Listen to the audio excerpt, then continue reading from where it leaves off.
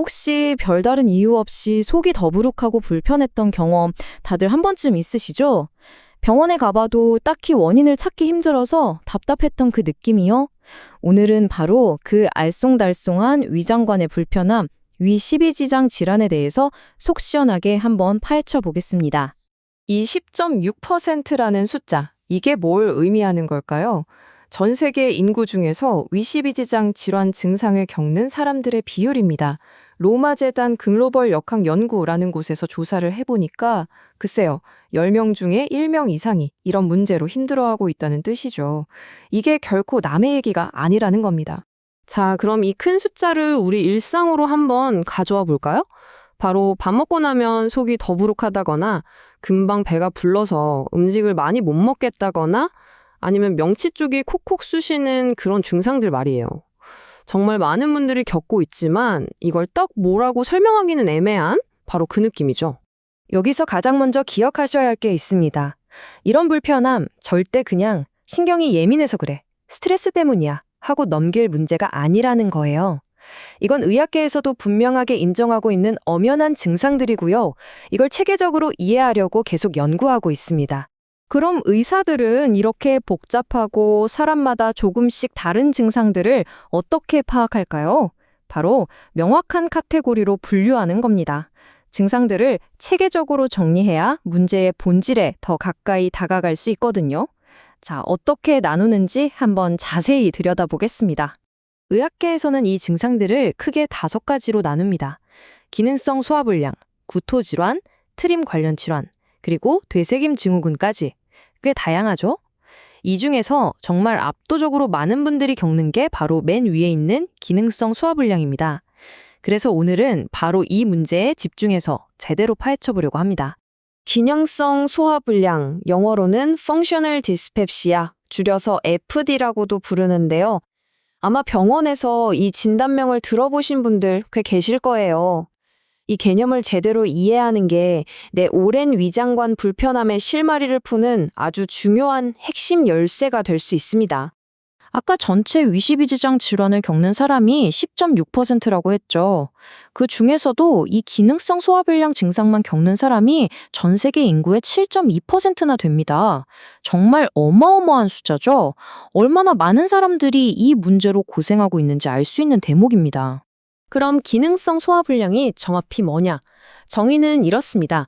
위내시경 같은 검사를 해봐도 위염이나 궤양처럼 눈에 보이는 뚜렷한 문제가 없는데 소화불량 증상은 계속되는 상태. 바로 이 뚜렷한 원인이 없다는 점 때문에 많은 분들이 더 혼란스러워하고 답답해하는 거죠.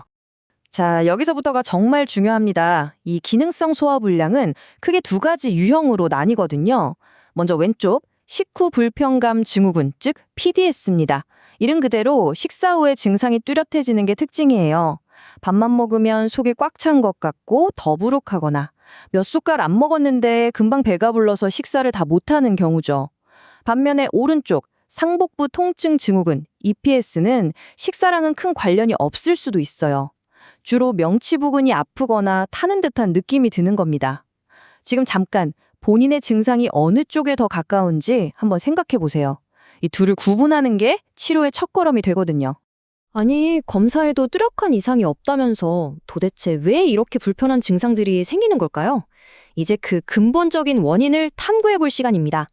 현대의학은요, 바로 우리 소화 시스템과 뇌 사이에 아주 복잡한 상호작용에 주목하고 있습니다. 바로 이 질문이 핵심이죠. 눈에 보이는 염증이나 궤양이 없다면 도대체 뭐가 문제인 걸까요? 과학이 찾아낸 그 답을 지금부터 함께 살펴보겠습니다. 이 그림이 조금 복잡해 보이죠? 하지만 핵심은 생각보다 간단합니다. 자, 왼쪽을 한번 보세요. 음식이나 스트레스 같은 자극이 장 점막에 영향을 주면요, 우리 몸의 면역 세포들이 반응하기 시작합니다. 그리고 이 신호가 신경을 타고 쭉 올라가서 바로 뇌로 전달되는 거예요. 그럼 오른쪽 위에 있는 뇌가 이 신호를 받고 다시 장으로 이제 이렇게 움직여라, 이렇게 느껴라 하고 신호를 보내는 거죠. 이게 바로 장과 뇌가 서로 실시간으로 대화하는 방식입니다. 네, 핵심은 바로 이겁니다. 우리 장과 뇌는 일방통행이 아니에요. 서로 끊임없이 신호를 주고받는 양방향 도로 같은 관계라는 거죠. 그래서 장이 불편하면 뇌가 불안을 느끼고 반대로 뇌가 스트레스를 받으면 장이 예민하게 반응하는 아주 긴밀하게 연결된 사이인 겁니다. 자, 이렇게 복잡한 원인을 알게 됐으니까 이제 어떻게 해결해야 할지 그 길을 찾아봐야겠죠. 다행히도 이 복잡한 과학 이론은 실제 병원에서 사용하는 체계적인 진단과 치료 지침으로 잘 정리되어 있습니다. 의사들이 어떤 논리적인 과정을 거치는지 한번 살펴보시죠. 이 한 문장이 모든 걸 말해줍니다. 치료의 시작은 기계적인 검사가 아니라 환자 한 사람 한 사람의 이야기에 귀를 기울이는 것에서부터 시작된다는 뜻이에요. 어떤 증상이 언제부터 어떻게 나타나는지 자세히 듣는 게 바로 맞춤형 치료의 첫걸음인 거죠. 이 순서도를 한번 보세요. 이걸로 직접 진단하시라는 건 절대 아니고요. 의사들이 얼마나 체계적으로 접근하는지 보여주는 겁니다.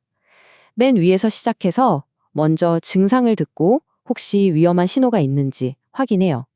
그게 아니라면 헬리코박터균 검사를 고려하죠. 균도 없다. 그러면 이제 증상이 주로 식후에 나타나는지 PDS, 아니면 통증이 주된 증상인지 EPS를 감별해 나가는 겁니다. 이처럼 막연하게 진단하는 게 아니라 아주 논리적인 길이 있다는 게 중요합니다. 치료도 마찬가지로 단계적으로 접근합니다. 이건 PDS, 즉 식후 불편감 증후군의 치료 흐름도인데요. 왼쪽 위를 보시면 가장 먼저 식단과 생활습관 조언에서 시작하죠. 이걸로 좋아지지 않으면 그 다음 단계로 위산분비 억제제 같은 1차 약물을 써봅니다.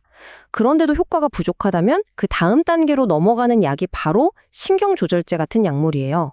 이게 바로 앞에서 설명한 장뇌축에 직접 작용해서 과민해진 신호 전달을 조절하는 아주 과학적인 접근법인 셈이죠. 오늘 이 이야기의 궁극적인 목표는 바로 여러분께 명확성을 드리는 것이었습니다. 내 몸에서 왜 이런 일이 일어나는지 이해하게 될 때 우리는 더 이상 막연한 불안감에 시달리지 않을 수 있어요. 그리고 병원에 가서 의사와 훨씬 더 효과적으로 소통하면서 적극적으로 내 건강을 관리해 나갈 수 있게 되는 거죠. 마지막으로 이 질문을 한번 던져봅니다. 우리의 장과 뇌가 이렇게나 깊게 연결되어 있다면 이건 단순히 소화 문제에서 그치는 이야기가 아닐 겁니다. 우리의 감정과 스트레스가 우리 몸의 건강과 얼마나 긴밀하게 얽혀 있는지를 보여주는 거 아닐까요? 어쩌면 장 건강을 돌보는 것이 곧 정신 건강을 챙기는 일일 수 있고 그 반대도 마찬가지일 겁니다. 이 놀라운 연결고리에 대해 더 깊이 생각해 보시는 계기가 되었으면 합니다.